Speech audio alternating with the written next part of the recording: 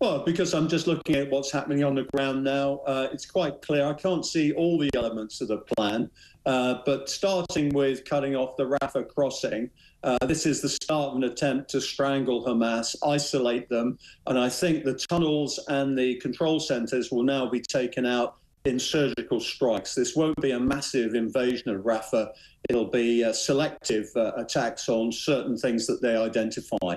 I think the Israelis have given up on the hostages, if I'm honest. Do you? All the indications are that Hamas has killed them. It would be an absolute masterstroke now. If I were coordinating Hamas operations, I would release the hostages, and it would totally frustrate what the Israelis are trying to do. I just don't think they've got them. So they can't play that card. So, yeah, the Israelis are going to finish the job now. In terms of moving forward, somebody said to me the other day, which was a really interesting point, was that even if Israel does do what it says it needs to do, which is to eradicate right now the numbers and the people who are representative of Hamas, the ideology, the bitterness, the rancour and the hatred towards Israel because of what's happened, I'm talking from the other point of view, means that ideology will breed a new generation and Israel will never be safe. What's your response to that? Because I think that's quite relevant. I'm not saying that that's never going to happen in many instances like this, but you can get rid of it. It's not going to take away that feeling of, well, anger towards Israel, is it? Jeremy, Israel's lived under siege for, 70 plus years? Yeah. You know, used to this. And let's be honest, they're going to have to deal with Hezbollah next as well. Yeah. I'm one of these people that believes you can actually knock an ideology on the head. We did it to Nazism. We've done it to communism in the Cold War. Of course, it can be defeated. You just have to dislocate the ideology from its territorial base. How did we do that in World War II? We invaded Germany. We eradicated the ideology progressively over years. One of the big problems we've got in Gaza is that this ideology has been allowed to intensify and ferment for 20 years in Gaza, and the children have been brought up by this dictatorial regime. We've got to cut that ideology off from its territorial base. That's what Israel's trying to do.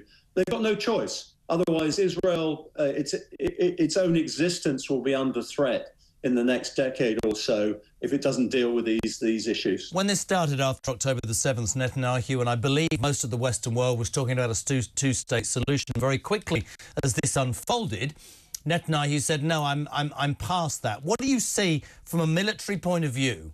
Let's say that Israel succeeds in its aims to eradicate Hamas.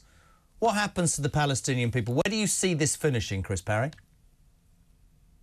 OK, if I were to do my strategic forecasting, I'd say that the two-state solution is over. There's no question about that.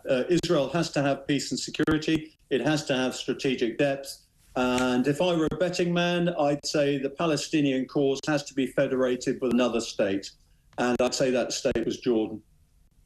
Interesting. And just very quickly before you go, having been a former NATO commander and a former Royal Navy commander, what's your response to the news today? We just saw a statement from Grant Shapps, the Defence Secretary, responding to China hack fears. This is, and in fact, earlier the PM had refused to confirm reports that China was behind a hack on the Ministry of Defence where names and bank details of current Army, Navy and RAF personnel, as well as some veterans, has been exposed. The Chinese saying that accusations against them are completely fabricated. Your thoughts, Chris Parry?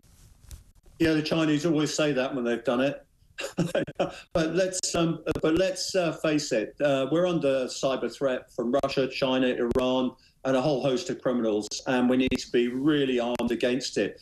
But here's the thing: the head of diversity in the Ministry of Defence is paid twice as much as the head of cybersecurity. Say that again. The head of diversity in the Ministry of Defence and other departments are paid twice as much as the heads of cybersecurity. Can I just hang that out there for the people who like common sense on talk? The head of diversity in the Ministry of Defence is paid double what the head of cybersecurity is. Here's another thought for you. If China, although China deny it, are indeed behind this, what does it say that one of our, well, I was going to say NATO allies, Macron, he invited Ping to? How'd you say his name, that bloke? That one, Ryan's done it, I'm not even attempting it. The Chinese leader, he's invited him, embraced him. How does that make us look? Or rather, how does France, our ally, look?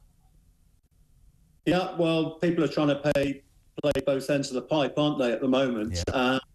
It's like the 24 or so American business leaders that went to China about a month ago. We've got to sort out what's going on here. Mao Zedong said, and Xi Jinping's a real fan of Mao Zedong, he said, look, we'll give these Westerners enough rope and then we'll hang them.